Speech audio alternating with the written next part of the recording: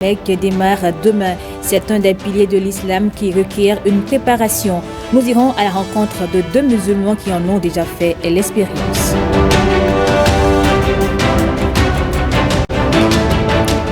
Et puis, l'association Médecins du Monde est en croisade contre les violences basées sur le genre.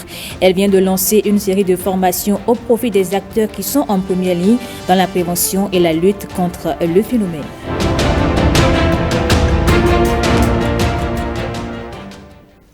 Bonjour à tous et bienvenue dans ce 13h.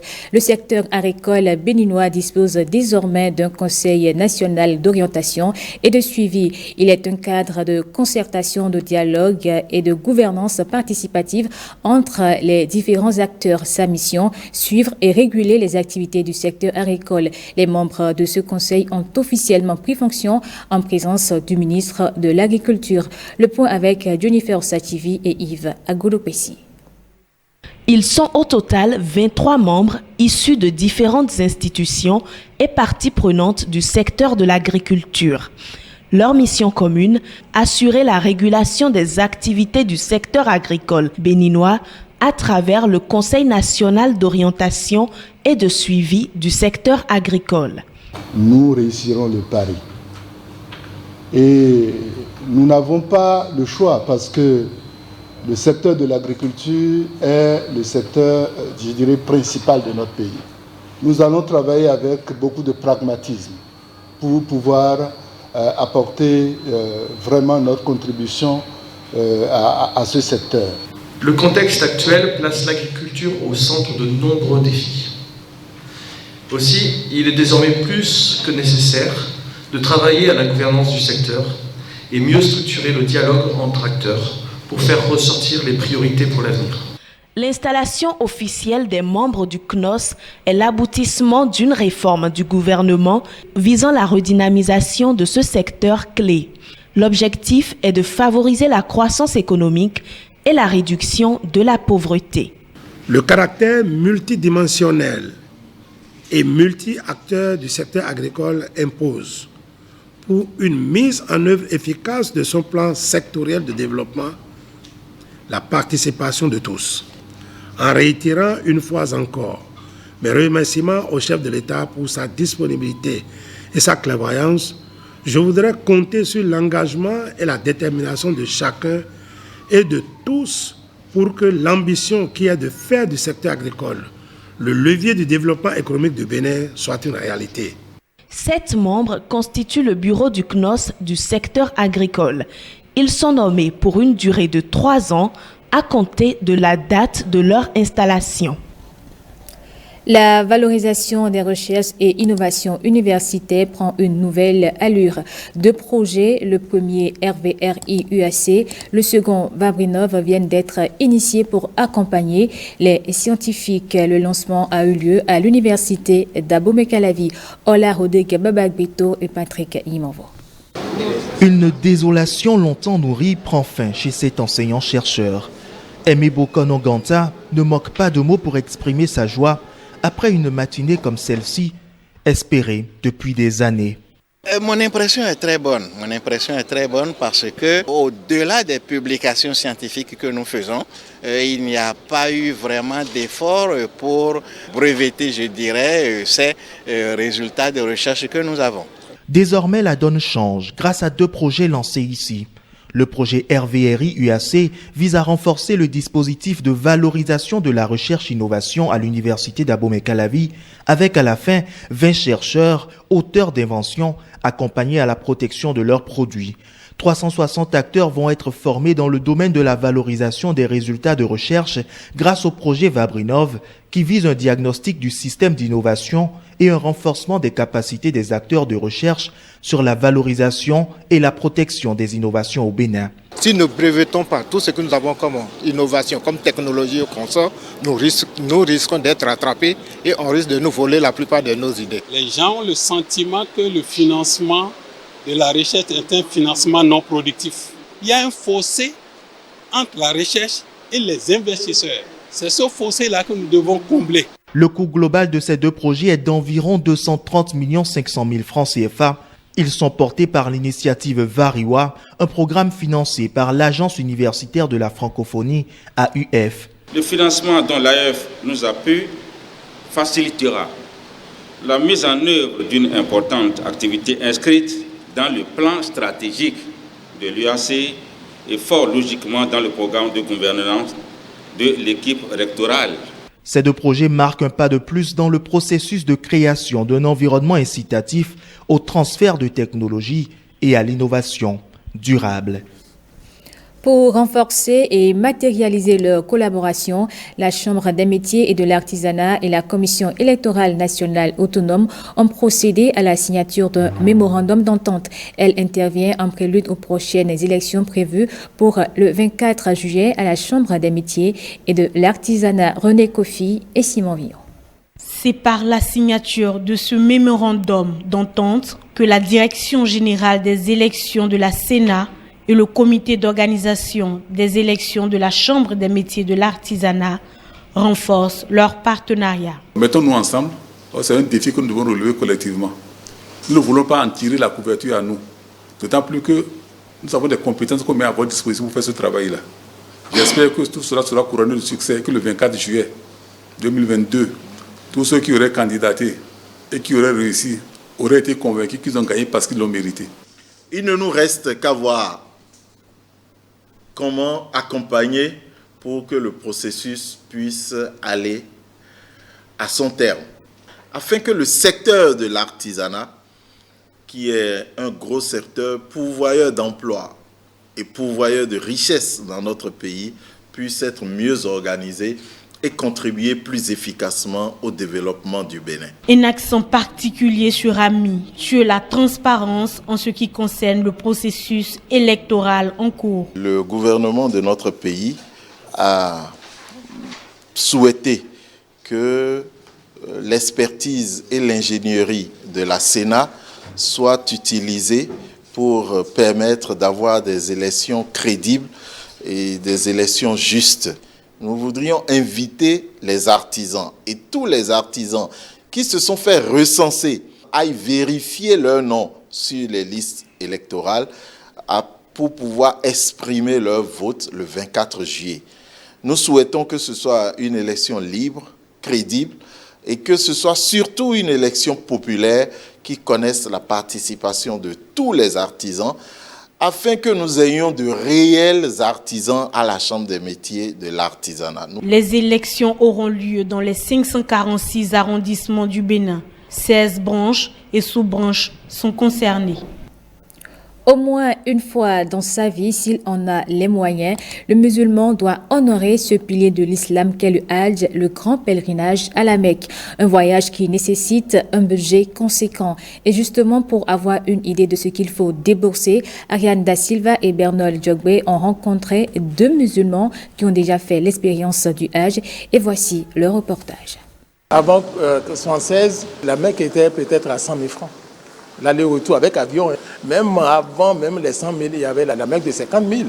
Mais aujourd'hui, les choses ont beaucoup changé et il faut prévoir quelques millions de francs CFA pour accomplir son Hajj.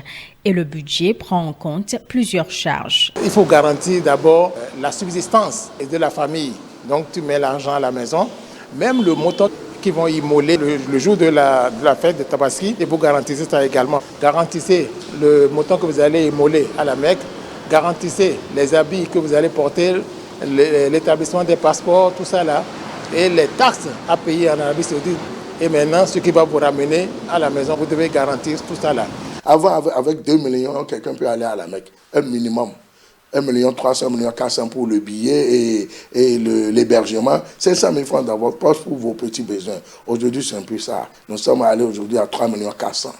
Je crois que dans la sous-région, le Bénin est encore moins cher que les autres pays. 3,4 millions, ça ne suffit pas. Chacun a ses besoins personnels en dehors des 3,4 millions. Il faut avoir au moins 2 millions, voire plus dans sa poche. Pour aussi bénéficier de cette récompense, des fidèles musulmans sans grands moyens optent pour l'épargne. Ils font des cotisations selon leurs petits moyens. Après 2 ans, 3 ans, 5 ans, ça se cotise chez eux et ils vont à la Mecque. Les gens font ça. Des fois, même avant, les gens cotisaient chez les convoyeurs. Mais tout ce qu'on ne veut pas, c'est qu'il ne faut pas aller vous endetter parce que vous voulez aller vous rentrer à la maison de Dieu. Dieu n'a pas dit ça. Donc ce n'est pas un péché de ne pas aller parce que leur argent n'est pas suffisant. Ce n'est pas un péché. En plus de toutes les dispositions financières à prendre, le fidèle musulman candidat au Hajj doit s'assurer de son parfait état de santé et se purifier avant le grand pèlerinage.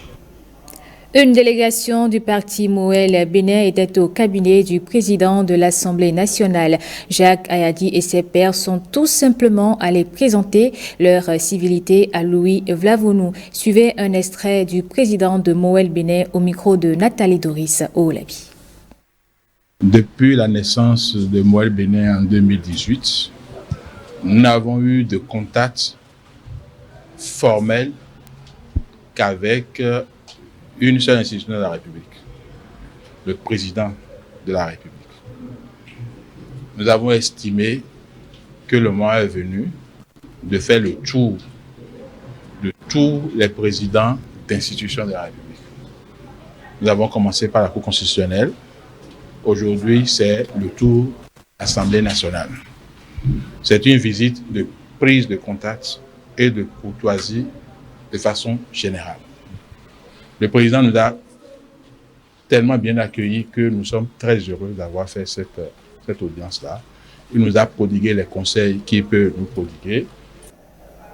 Le président du comité national olympique et sportif du Bénin était lui aussi au cabinet du président de l'Assemblée nationale.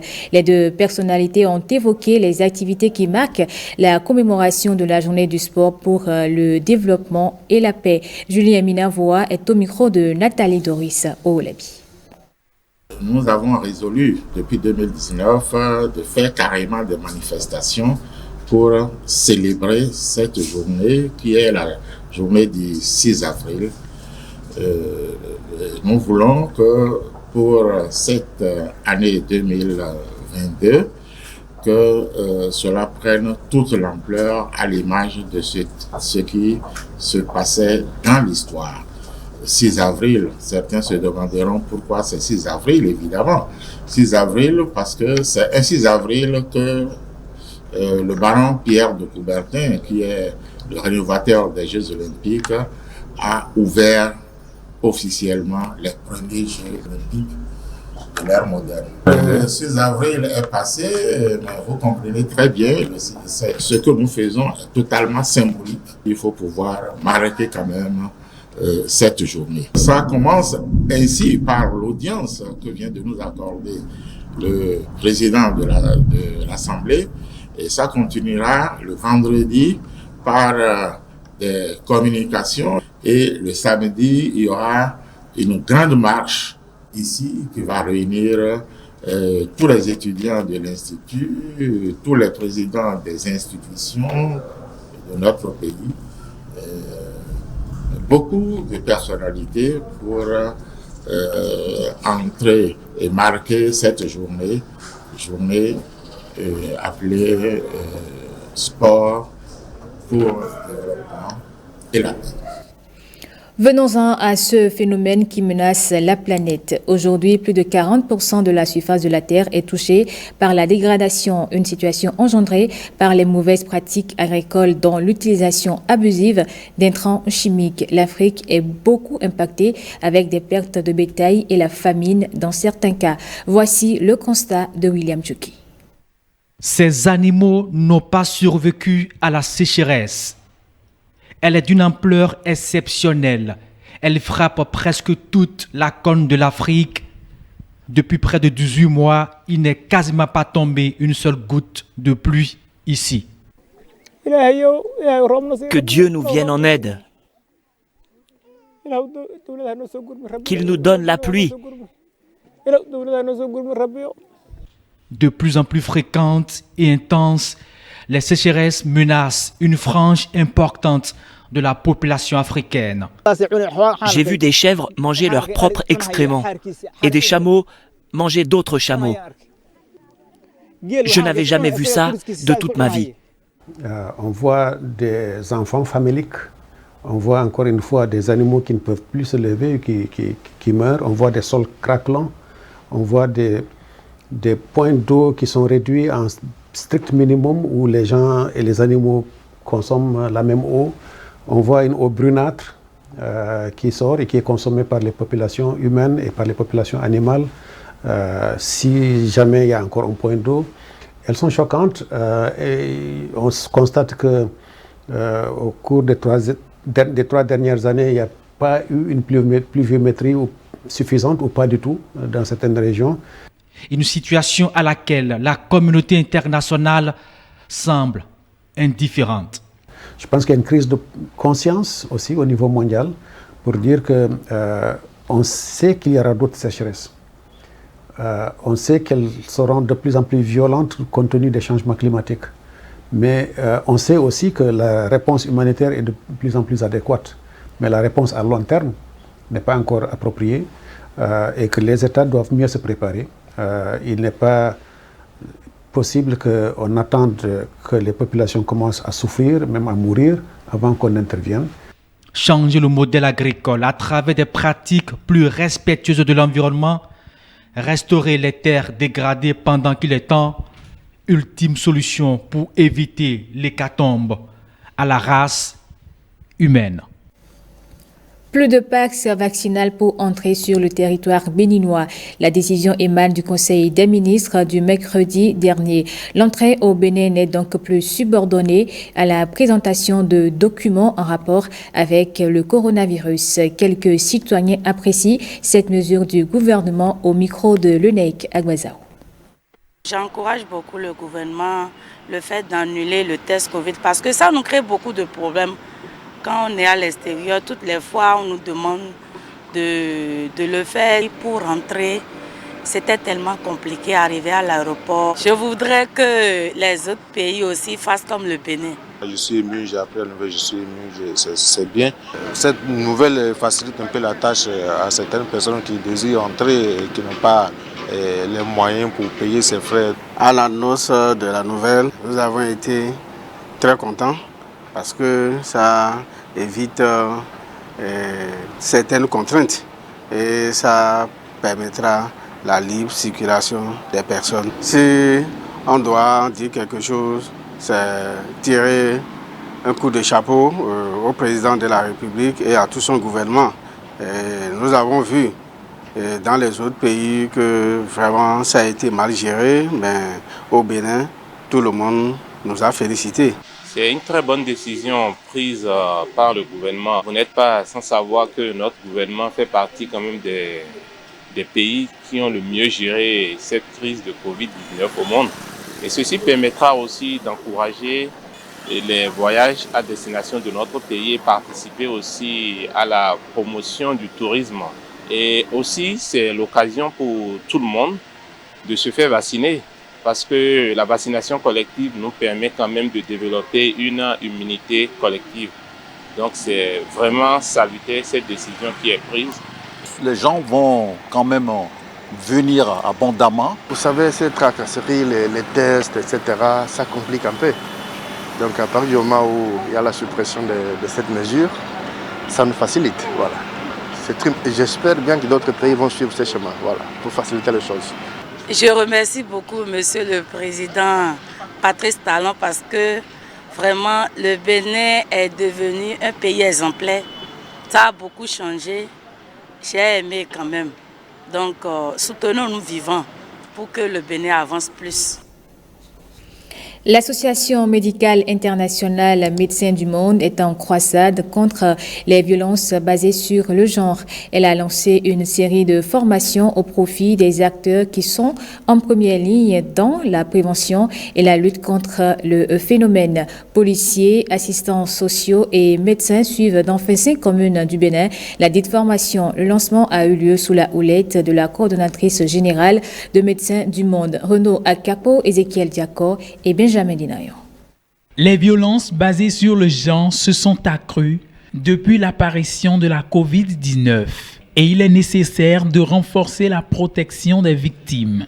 L'association médicale Médecins du Monde est à la manœuvre. Elle a lancé une session de formation dans 25 communes du Bénin pour outiller les assistants sociaux, les policiers et les médecins sur les techniques d'accueil et de prise en charge. La problématique des violences basées sur le genre prend de l'ampleur et interpelle chaque acteur de la société. Prenant la pleine mesure de cette situation, Médecins du Monde, avec l'appui financier de l'UNFPA et du gouvernement du Canada, ont initié le projet de prévention des violences basées sur le genre et autonomisation des filles durant la pandémie et post-pandémie COVID-19. Dans cet espace hôtelier de la ville de Boïcon, ce sont des médecins formateurs qui passent en revue les procédures opérationnelles. Un accent particulier est mis sur l'accompagnement psychosocial pour une meilleure prise en charge des victimes. Il est donc extrêmement important que nous soyons capacités sur l'accueil et la gestion de ces cas ainsi que leur orientation. Les policiers et les assistants sociaux sont également en première ligne dans la prévention et la lutte contre le phénomène. Ils sont réunis ici dans la ville d'Alada pour voir renforcer leurs compétences d'accueil et d'assistance. Les violences basées sur le genre, nous en rencontrons tous les jours. Cette formation est à point nommé parce que le policier est tenu de mieux comprendre le concept pour pouvoir l'apprécier et apporter des jugements de valeur. Ce projet vient à point nommé pour aider à la réduction de ce phénomène qui est en train de prendre de l'ampleur dans le département. La prise en charge psychosociale reste le volet le plus déterminant.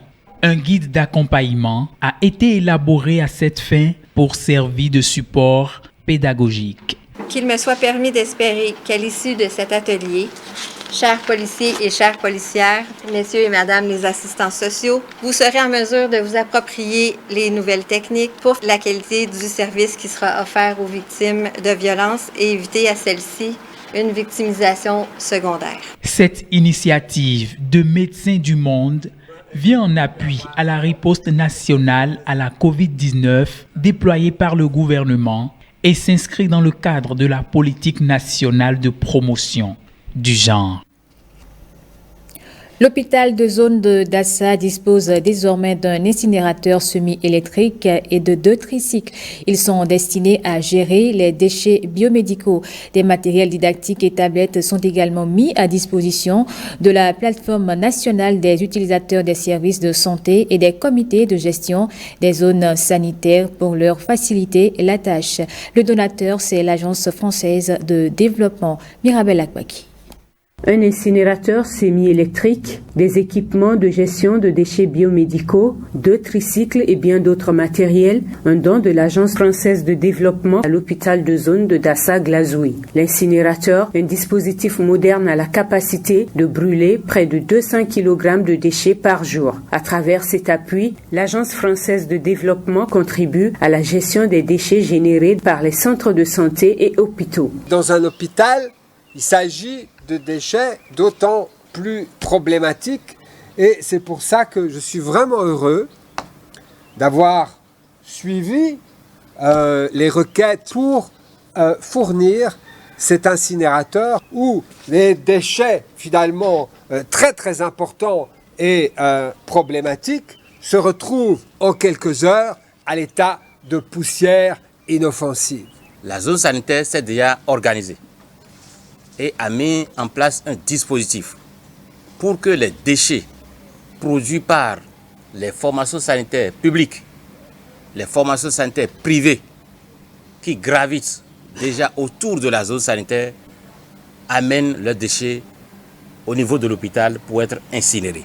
Les comités de santé COGES des zones sanitaires sont également appuyés en armoires et fournitures de bureaux. Et pour une meilleure gestion des plaintes et enquêtes de satisfaction, la plateforme nationale des utilisateurs des services de santé reçoit 50 tablettes. Un appel aux différents groupes d'acteurs qui recevront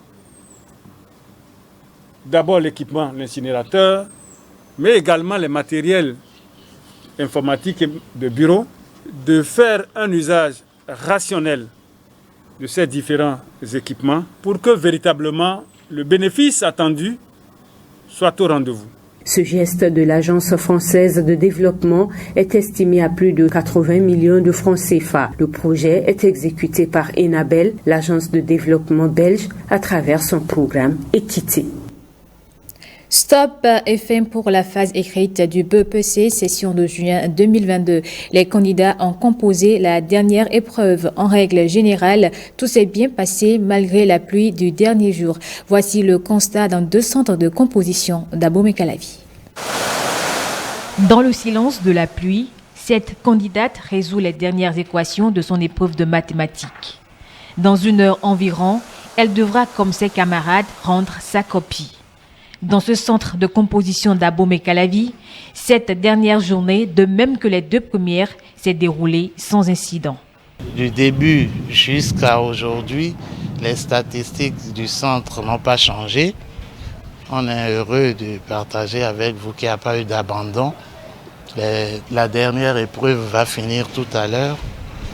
Alors on a 625 candidats inscrits au centre Saint-Mathieu 1 de Tankpé.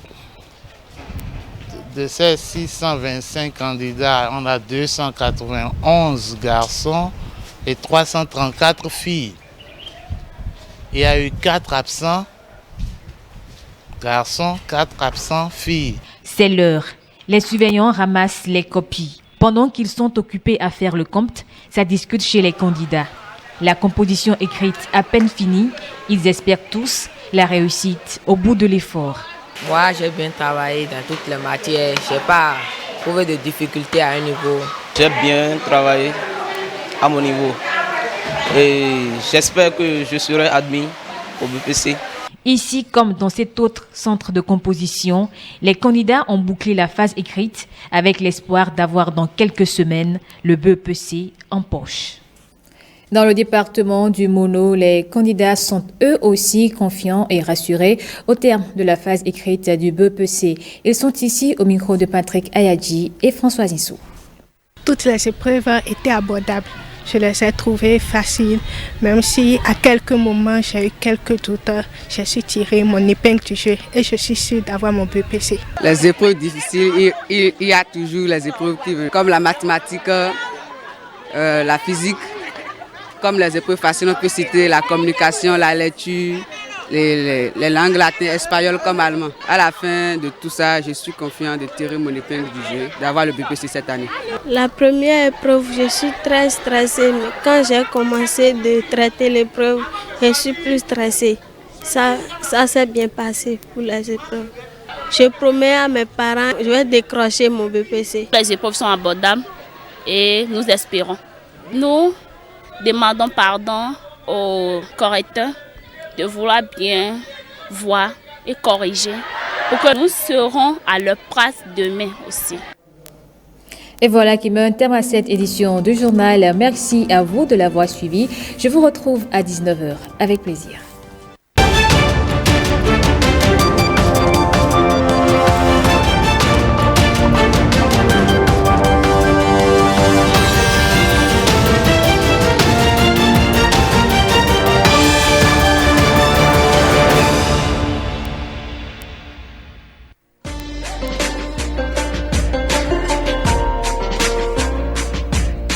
La vice-présidente de la République a le regret de vous annoncer le décès de M. Imoru Roger Garba, ancien vice-grand chancelier de l'Ordre national du Bénin, ancien député à la